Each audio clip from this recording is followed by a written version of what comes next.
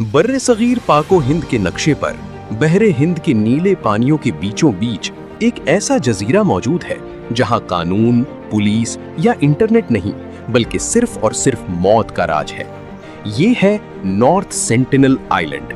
Microsoft, Google और space x के इस जदीद तरीन दौर में भी इस जजीरे पर एक ऐसा कबीला रहता है जो पिछले 60,000 साल से बिल्कुल वैसी ही जिंदगी गुजार रहा है जैसे पत्थर के दौर का आदि मानव गुजारता था। इनके पास न कपड़े हैं, न पहिया, न काश्तकारी और न ही आग जलाने का कोई जदीद तरीका। इस कबीले को दुनिया सेंटिनल कबीला कहती है, मगर हकीकत ये है कि कोई नहीं जानता कि ये खुद को क्या पुकारते हैं, क्योंकि इनकी जुबान दुनिया की किसी भी जुबान से नहीं मिलती। ये लोग कद में छोटे, सियाह रंगत वाले और बेपनाह चुस्त और ताकतवर होते हैं। इनका पूरा लाइफस्टाइल सिर्फ 2 चीजों पर टिका है, शिकार और जंग। ये जजीरे के घने जंगलों में तीर कमान लेकर घूमते हैं, जंगली सुअरों, लंगूरों और दलदली कीकड़ों का शिकार करते हैं और समंदर के किनारे मछलियां पकड़ते हैं। लेकिन इस कबीले की सबसे खौफनाक बात उनका वहशियाना गुस्सा है। ये पूरी दुनिया के इंसानों को अपना दुश्मन मानते हैं। अगर कोई बहरी जहाज, कश्ती या यहाँ तक कि इनके जजीरे के ऊपर से कोई सरकारी हेलीकॉप्टर भी गुजरे तो ये कबीला साहिल पर जमा हो जाता है और हेलीकॉप्टर पर पत्थर और जहर में बुझे हुए तीर बरसाना शुरू कर देता है।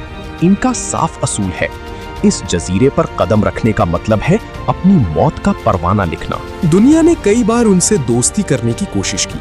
साल 1974 में नेशनल जियोग्राफिक की एक टीम डायरेक्टर के साथ जजीरे के पास पहुंची ताकि उन पर एक डॉक्यूमेंट्री बना सके। वो अपने साथ तोहफे में एक जिंदा सूअर, कुछ नारियल और प्लास्टिक के खिलौने लेकर गए थे। जैसे ही उनकी कश्ती साहिल के करीब पहुंची, झाड़ियों से निकलकर आदि मानव ने तीरों की बरसात कर दी। एक तीखा तीर सीधा डॉक्यूमेंट्री के डायरेक्टर की रान में जा घुसा। कबीले का शिकारी साहिल पर खड़ा होकर ऊंची आवाज में हंस रहा था, जैसे वो इंसानों की इस मॉडर्न दुनिया का मजाक उड़ा रहा हो। इस वाक़े के बाद दुनिया समझ गई कि ये कबीला कभी किसी को अपने करीब नहीं आने देगा। साल 2006 2 मकामी मछेरे सुंदर राज और पंडित तिवारी नॉर्थ सेंटिनल जजीरे के पास समुंदर में गैर कानूनी तौर पर मछलियां पकड़ रहे थे। रात के अंधेरे में जब वो सो गए तो उनकी कश्ती का लंगर टूट गया और समुंदर की तेज लहरें उनकी कश्ती को घसीटती हुई सीधी सेंटिनल जजीरे के ममनुआ साहिल पर ले गईं। अगली सुबह जब उनकी आंख खुली तो बहुत देर हो चुकी थी। वो मौत के कैद खाने में दाखिल हो चुके थे। जजीरे के आदि मानों ने उन्हें देखते ही घेर लिया और बगैर कोई मौका दिए अपने नौकीले बांस के किल्हाड़ों और तीरों से दोनों मछेरों को बड़ी बेरहमी से वहीं ढेर कर दिया। जब इंडियन कोस्ट गार्ड का हेलीकॉप्टर उन मछेरों की लाशें निकालने के लिए साहिल पर उतरा तो उन आदि मानों ने हेलीकॉप्टर पर इतने तीर और पत्थर बरसाए कि पायलट को लाशें छोड़कर फौरन भागना पड़ा। वो आदि मानव साहिल पर लाशों के पास खड़े होकर फतह का जश्न मना रही थी। दुनिया इस वाक़े से कांप उठी, मगर एक अमेरिकी नौजवान जॉन एलन चाउ ने इस खौफ को चैलेंज करने का फैसला किया। वो एक एडवेंचर था और उसका मानना था कि वो इस जजीरे पर जाकर उन आदि मानवों को ईसाइयत की तालीम देगा।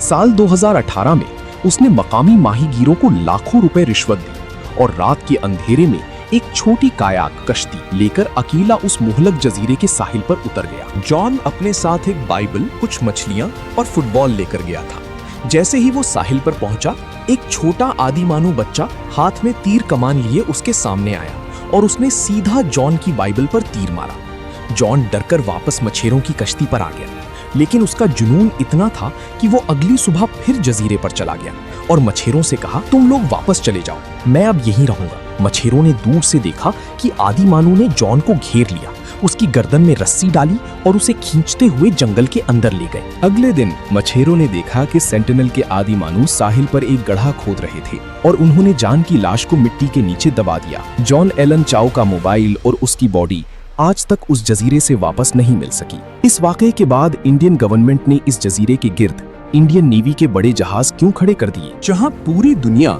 सेंटिनल कबीले को सिर्फ खूनखार कातिल मानती थी, वहां हिंदुस्तान के एक माहिर इंसानियात एंथ्रोपोलॉजिस्ट टी.एन. पंडित ने एक अलग सोच अपनाई। साल 1967 से लेकर 1991 तक उन्होंने इन आदि मानव से राब्ता कायम करने के लिए दर्जनों मुहिमात चलाई। वो जानते थे कि अगर सीधा साहिल पर उतरा तो मौत यकीनी है, इसलिए उन्होंने एक अनोखी हिकमत अमली तैयार की। टीएन पंडित और उनकी टीम अपनी कश्तियां साहिल से थोड़ी दूर रोक लेते और पानी में नारियल, कोकोनट्स तैरते हुए साहिल की तरफ भेज देते। सेंटिनल जजीरे पर नारियल के दरख्त नहीं होते, इसलिए ये आदि मानव नारियल देखकर पागल हो जाते थे।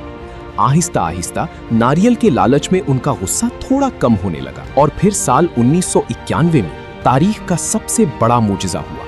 उन आदि मानव ने पहली बार बगैर तीर कमान के साहिल पर आकर इंसानों के हाथ से नारियल लिए। लेकिन ये दोस्ती इतनी आसान नहीं थी। टीएन पंडित लिखते हैं कि जब वो एक बार नारियल देने के लिए साहिल के बहुत करीब पहुंचे तो कबीले के एक नौजवान शिकारी ने अपनी कमर से खंजर निकाला और पंडित की तरफ देखा। पंडित वहीं रुक गए। उस शिकारी ने पंडित को जताया कि हमने नारियल कबूल कर लिए हैं, मगर अपनी हद पार मत करना, वरना अगला वार गर्दन पर होगा।